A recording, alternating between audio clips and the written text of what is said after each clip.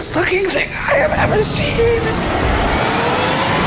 Where comics differ from filmmaking, of course, is that in the comic world, you're in a sort of graphically stylized way of depicting the world. And that stylization allows you an awful lot of freedom in terms of movement and things like that. In the film, we have to tie this to the real world because we've got real actors and real locations. You are just a parasite! And so my approach to the film and the way that I pitched our vision for the visual effects to Ruben is that I favor a very minimal footprint on set. I don't like to get in the way of the way that people are filming, so we want to try and avoid overly cumbersome visual effects techniques. Windshield, 1, 2, and then we wall up the roof, yep, and then we get off the car. The process of creating Venom, it starts with us recording the movements of the actors on the set and tracking what the cameras are doing and recreating the entire environment. We're able to capture all the information using what we call witness cameras, which are basically digital SLRs shooting video. And so in post, we can then recreate everything that we saw on set and add to it. For instance, when Venom rises off the street at the end of the bike chase, we need to take the actor and slide him up on this rig, which we call the Frankenstein rig. It's like a big metal arm that rises up and then pulls the performer up at the same time, so the head stays in the right place as he rises up and then Venom forms around him. So we have Tom, we laser scanned him down to sub-millimeter accuracy so that when the goo is flowing over his face, we can track it to all the planes of his face as it's also moving as well, because we've captured all his different expressions. That's so tough without your friend. Venom's not all good, which I think is just so much more interesting and complex than like a typical superhero. And what are our chances? Pretty much 0. Venom and Eddie both become reluctant heroes throughout the course of the story. You are making so bad. The combination of the symbiote and Eddie Brock creates an entity. It's an alchemy of two very different beings. So you're just a parasite. Parasite! Venom is unchecked fury. And we will eat your face right off your head. There's this delicious darkness, and that's why the fans love Venom in the first place. Venom is the Jekyll and Hyde of the Marvel Universe. So many snacks, so little time. He's unapologetic, he's fun, he's scary. He's an anti-hero.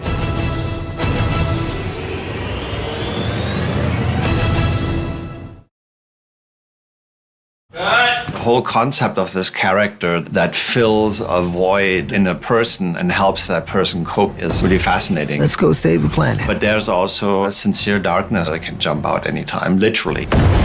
By the end of the movie, they become one. You know, we are Venom. It's sort of the classic line from the books. We are Venom. Hopefully we've really developed something that feels like it really respects the heritage of the Venom comics, whilst also offering something new. And the fact that it can be so dark and so funny is really, really exciting. Then what were you gonna do? You were gonna go feed on the whole planet? Yes. You wake up every night like, oh my God, are we embracing the spirit of the character in the right way? You have to start from loving the character. You can't fake that, and that's the thing that allows you to go back to sleep at night.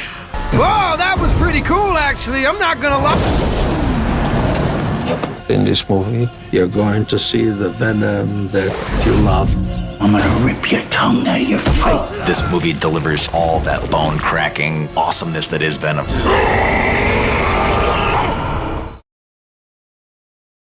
Anne Weying is Eddie Brock's ex-wife in the comics. She's kind of the person that knows Eddie best other than Venom, and she holds him to a higher standard and wants him to be the best version of himself. She's taking a stand in her own personal life. I loved you.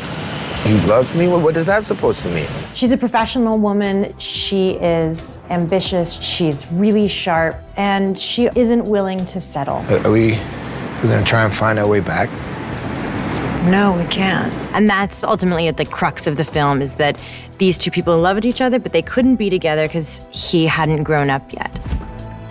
Michelle is a great custodian of the character. She's so intelligent about it. Every single moment was an opportunity to get something emotional that speaks to the characters at large over the whole piece. Eddie, we're just trying to help you. I know, I'm not actually talking to you, Annie. Who are you talking to? And so when they were like, hey, she's in Venom, you're like, oh my God, they got lucky. They scored huge. She's Michelle effing Williams. Sorry, what was that? She gets nominated for Oscars left and right. And then the character becomes She-Venom. Hi, Eddie. Whoa. So that's crazy. That's something that they kept very, very quiet. So when that came out, you were like, oh! And, you know, it's awesome for her that she got to play that. It did feel kind of great, though.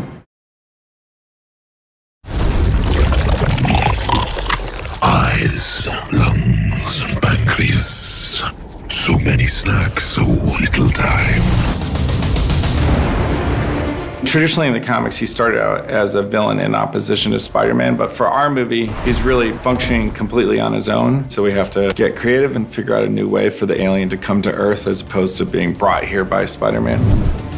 There's a story that we always love called Planet of the Symbiotes, and it is, in our movie, the origin of the Venom symbiote. And so we're sort of marrying Planet of the Symbiotes to the Eddie Brock story, which is very much in keeping with the mythology of the books.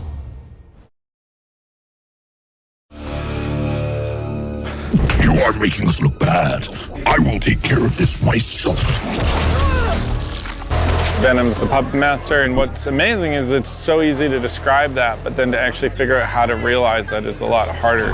This is kind of the first time in our movie that we kind of see Venom come out. And so there was a whole bunch of thought process that went into the whole design of this fight. We spent a long time trying to work out what that would be, you know, both in terms of rough animations that we did and also doing concept art that kind of gave us an idea of what it would be. And then this very much informed the way that the stunts would work. So what would it be then? So it's property, I'm no one's property. Guns go up. What are you doing? I'm putting my hands up. Oh, hey. Yeah. How are you? Let's do it. Yeah, cool. Smart.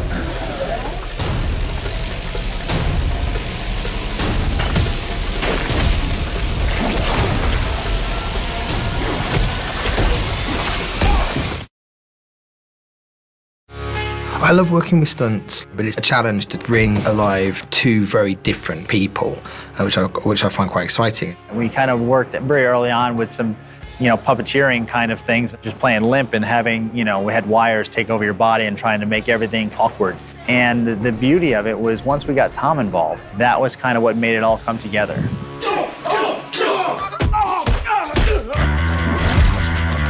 So in choreographing the fight, we really tried to bring out the contrast of the two characters within one body in this action sequence. So Venom doesn't care much, a very selfish, powerful character, and Eddie, who doesn't want to fight the mercs that come in.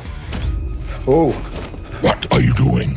I'm putting my hands up. Why would you do that? Because it is a very sensible thing to do.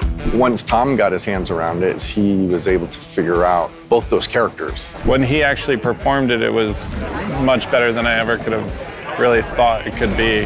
And it's all because he's just so committed to every moment that he's on camera.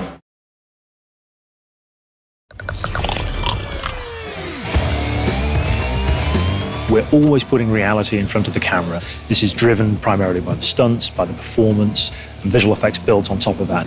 It's my job to try to get those, whatever's he's created in his mind on film, which is a fun thing to do because it's 99% your mind trying to put it together.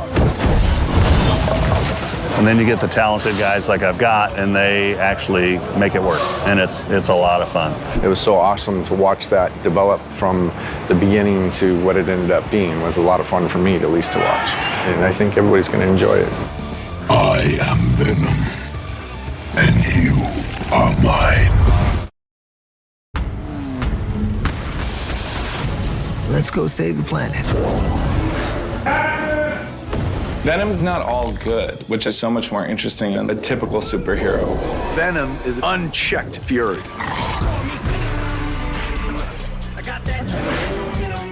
This is a huge stunt-driven piece.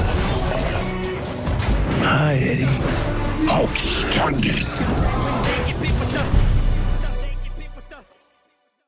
Hi there, here's today's Daily Fact. The Marvel Cinematic Universe is such a huge franchise that in just over 10 years, the box office earnings go way over $17 billion in total.